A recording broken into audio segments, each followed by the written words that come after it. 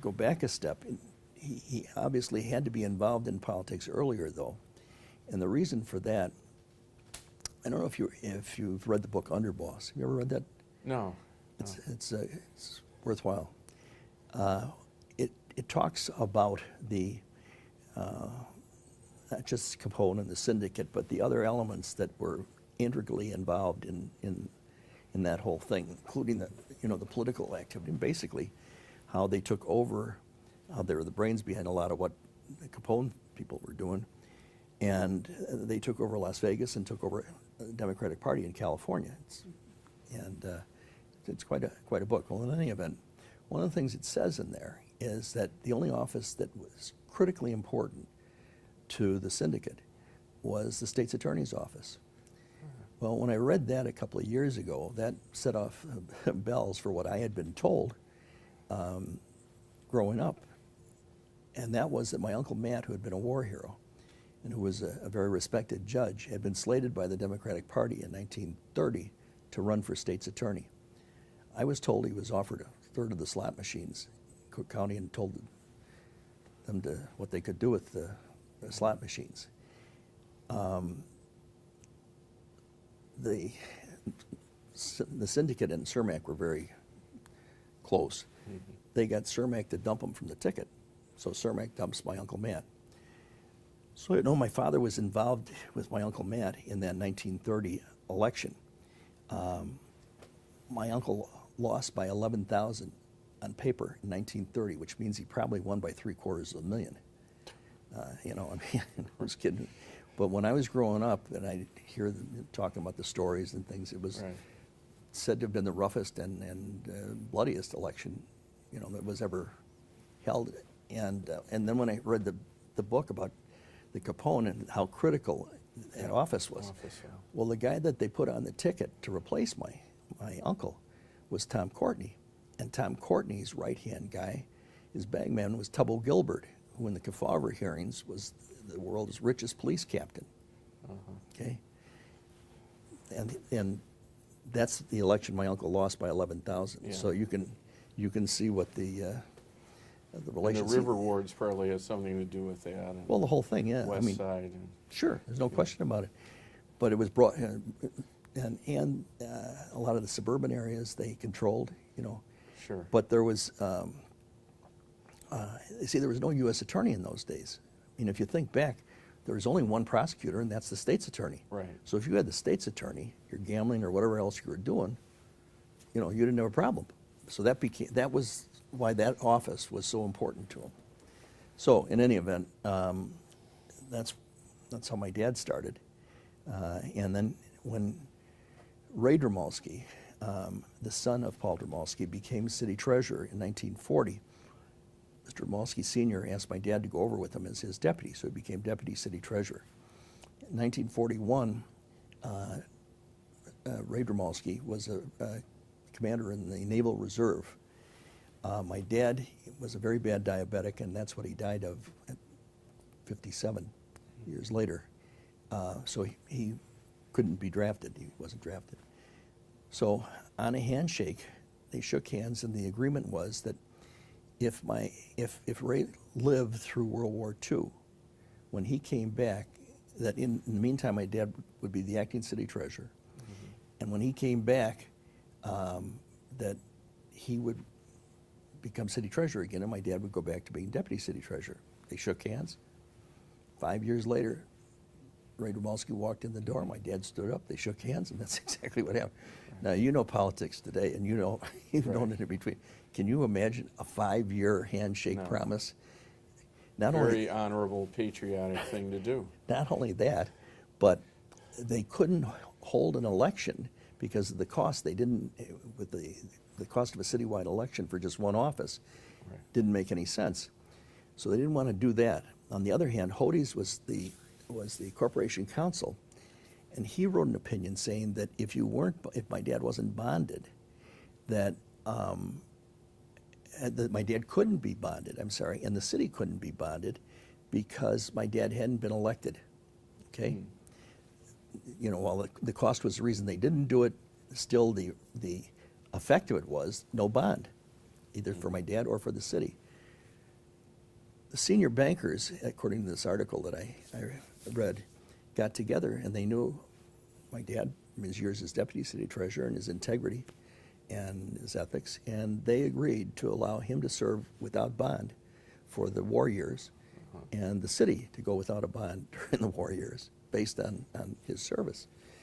And just before Ray came back, they did a full audit. Every cent was there, and it worked. So he was acting city treasurer during the war, and that was interesting. I mean, you know, that was the city treasurer's office was on the second floor, and they have those concrete slabs that come out. Well, they'd put like a rope around it, and they put some chairs out there. And in those days, the parades went down LaSalle Street, so you'd see these military parades go down LaSalle Street. So I guess some kids, grew up playing in parks. I guess I was playing with the adding machines in the city treasurer's office as much as anything else. So that was part of it. And then our neighborhood, there was a lot of sports, baseball, basketball, football, that kind of stuff.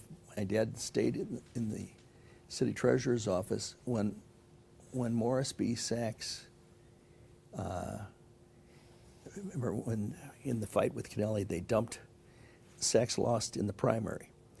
But then the person who was the city treasurer candidate on the mayor's ticket, Mayor Daley's ticket, had a problem. And so they knocked him off the ticket, and the mayor recruited Sachs to be the city treasurer candidate. So we knew Sachs in that context. But that office had always been the Eastern European office. You had to have the balance.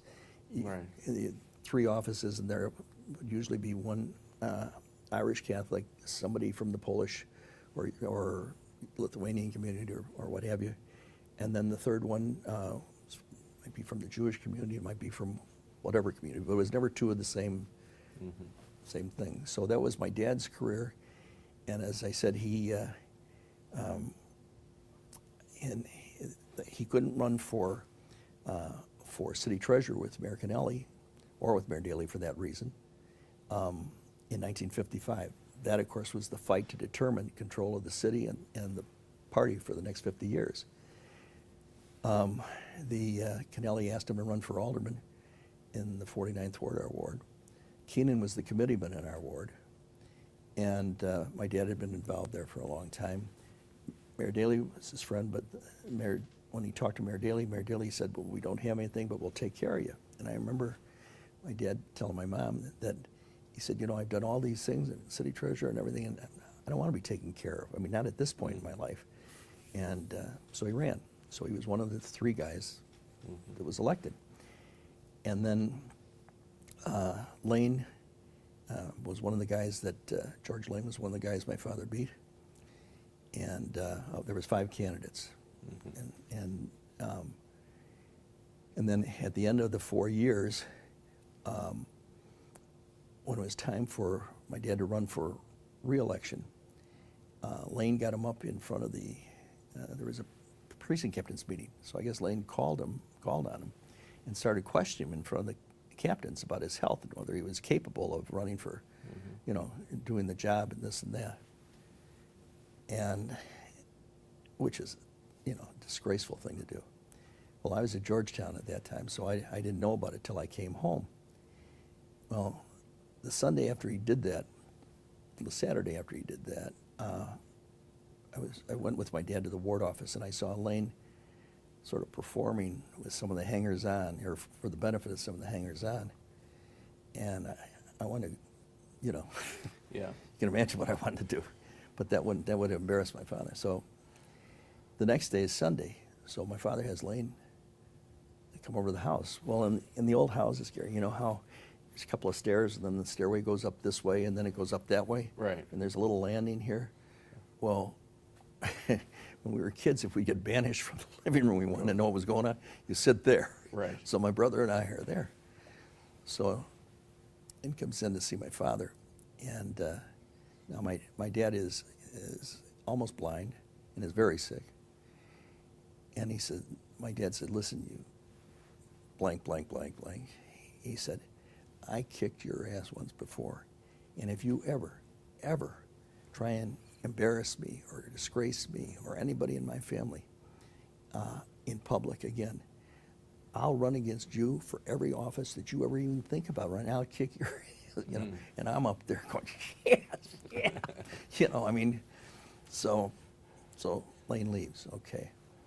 Well, my dad had gotten, he had nephritis and chemosteel Wilson. Your eyes harden, we call them, your eyes harden and then they break. And if enough of them break, you go blind, okay? And the nephritis affects the kidneys. Well, my brother David was going to go into the priesthood when he finished at Loyola Academy. But rather than going down to Milford, which is the Jesuit novitiate, he went to work for a year in City Hall, up in the library of the municipal court. And the reason he did was that whenever my dad was going to leave his office, he'd call David, and David would come down. And Davey would walk with him, you know, and they'd touch elbows. And so if, let's say you were coming down the hall, David would say, "It's Gary Johnson." So then when you get, you know, nearby, my dad said, "Hi, Gary, how are you? How are things going for you?" Okay. Now, to take a kid just out of high school and have him do that all day, every day for a father dying, I really admired, you know, what my brother did. And of course, I admire him for a lot of reasons, but that certainly is one of them. In any event, my dad was able to get through the campaign, win overwhelmingly, and then Mayor Daley came to the hospital and swore him in the hospital, and then, as I say, he died in April, a month before I graduated from Georgetown. During the first term, the mayor and my father got along fine. My dad had said that if he was elected alderman, he would stop the developers from stealing the beaches, stealing the lakefront from the people, which they were doing. Our ward went down to Hollywood in those days, from Howard down to Hollywood. And they had been knocking down those old mansions and putting up the high-rises, so you got that canyon. And of course, that cut off the beaches and the lake and what have you. So when he came into office, he stopped it at Devon, and then the next one was up was Albion.